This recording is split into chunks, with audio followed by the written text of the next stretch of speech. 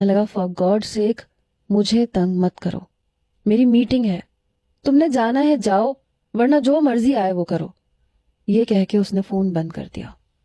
میں بہت مشکل سے چلتے ہوئے باہر تک آئی۔ درد سے میری یہ حالت تھی کہ مجھ سے سہا نہیں جا رہا تھا۔ ڈرائیور سامنے چائے پی رہا تھا۔ میں نے اسے آواز دی، میں نے کہا عباس جلدی سے ادھر آؤ۔ اس وقت ملازمہ بھی اپنے گھر جا چکی تھی، گھر پہ کوئی لیڈیز موجود نہیں تھی۔ اس نے چائے وہیں چھوڑی اور میرے پاس آ گیا، کہنے لگا جی بی بی صاحبہ۔ میں نے کہا جلدی سے کار اسٹارٹ کرو، مجھے ہاسپٹل جانا ہے۔ وہ شاید میری کیفیت کو سمجھ گیا، کہنے لگا جی۔ اس نے جلدی سے چابی سے گاڑی کھولی، گاڑی اسٹارٹ کی، لیکن مجھ سے چلا نہیں جا رہا تھا۔ میرے بہت زیادہ شدید درد اٹھ رہا تھا۔ چوکیدار مجھے کراہتے ہوئے دیکھ رہا تھا۔ مجھے اپنی بے بسی پہ رونا آ رہا تھا۔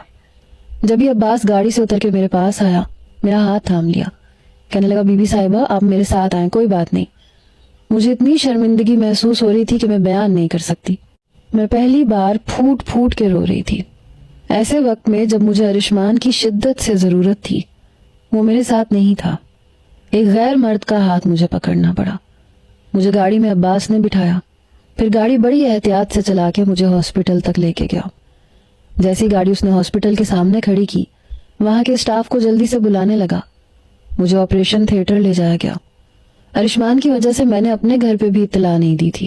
کہتا تھا بات بات پہ اپنے گھر والوں کو مت بلایا کرو، انہیں مت بتاؤ کہ تمہیں کس چیز کی ضرورت ہے، ان کے سامنے یہ مت ظاہر کرو کہ میں تمہارا خیال نہیں رکھتا، ورنہ میں اپنے بھائی بھابھیوں سے کہتی تو وہ سب پہنچ جاتے۔